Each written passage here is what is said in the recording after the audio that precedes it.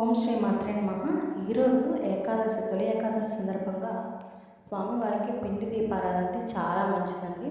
అందుకని ముందుగా పిండి దీపారాధన నేను చేసుకున్నాను. 7 దీపాలు పెట్టుకున్నాను.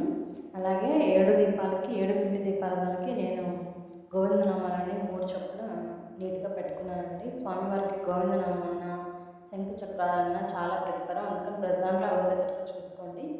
అలాగే ఒక పళ్ళెం తీసుకొని, పళ్ళెంలో తులసాకు, అంటే ఒట్టిగా పెట్టకూడదు కాబట్టి తులసాకు ప్రతి దాంట్లో, ప్రసాదంలో కానీ స్వామివారి సేవలో ప్రతి దాంట్లో మనం తులసాకు అనేది స్వామివారికి నివేదించాలి.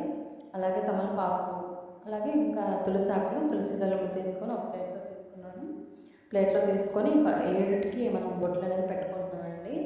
అలాగే మన వెంకటేశ్వర స్వామికి తొలి ఏకాదశి రోజు క్షీర సముద్రంలో ఆ నాగు అంటే నాగదేవత అంటే మనం కొలుస్తాం కదా, శేషుడు.